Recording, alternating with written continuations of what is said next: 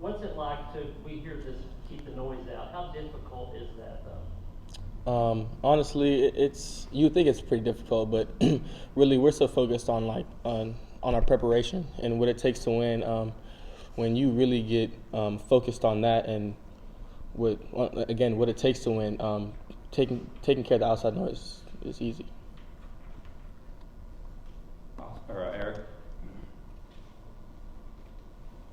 A couple games into your career quarterback, I'm sure you're running along the fly. How are you settling in? You know, I would say that I'm starting to get a little more comfortable out there, definitely for sure. I'm just getting game reps. Game reps are always 100% way different than practice reps. Everything's so situational and things like that. So as far as the situational part of the game, for me specifically, is where I feel like I'm starting to get the most comfortable with. Ben. If I'm not mistaken, it was primarily quarterback for you in high school. Just what's been the biggest transition to corner these last 2 years, I guess, and I guess even last year you were playing more safety as well. Yeah, well, the biggest difference is going from throwing the ball to tackling 230-pound backs, honestly, and then having to cover every single play, which at quarterback, obviously, you're not covering nothing like that. So I would just say mainly the athletic strain, the physical strain is way different playing DB, for sure. Wes. Christian, what goes through your mind in the end zone the other day when you feel like you had really good coverage and then the flag comes down and y'all are trying to keep that game as wide as you could? Is it kind of like a, oh man, really kind of moment? Yeah, man. I mean, anytime you have you feel like you have good coverage and it's a penalty, it's always unfortunate. But I try to control the things I can control. I can't control whether the referee throws a pass interference flag or anything like that. So I just control what I can control and just move on to the next play because there's nothing I can really do about it. Rick, and then back to Wes.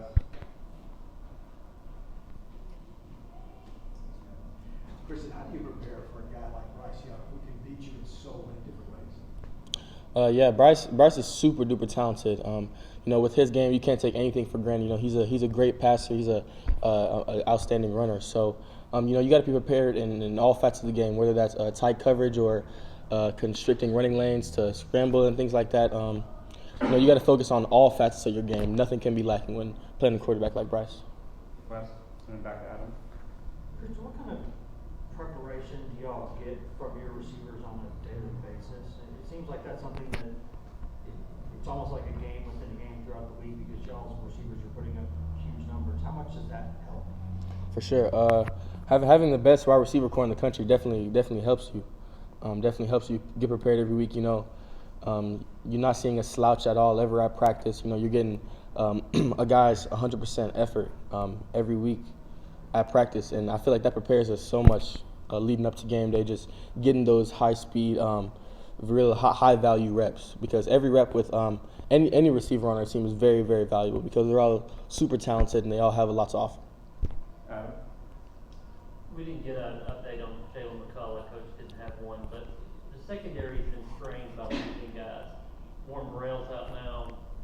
D. Williams is out for a while. We don't know about Jalen.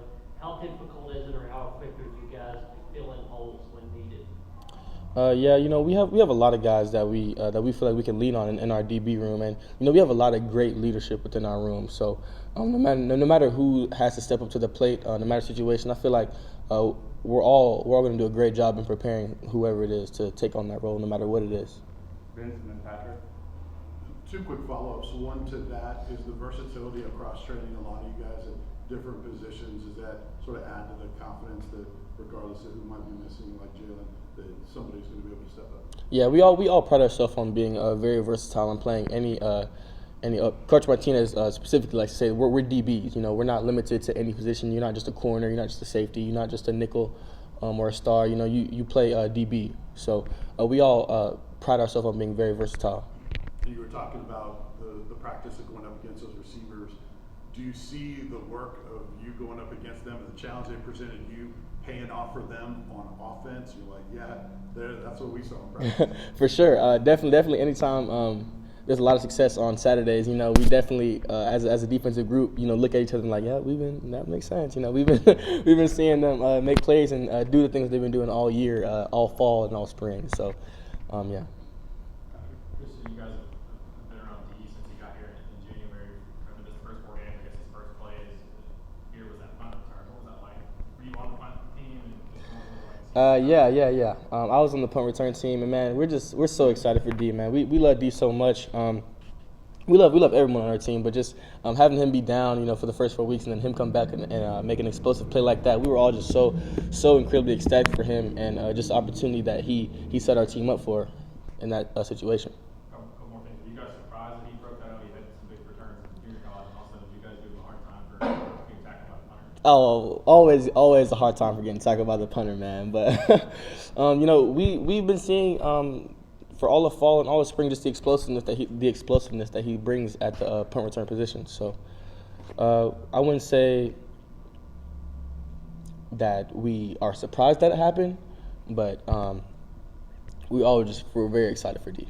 I'll take 2 more. We'll go Eric.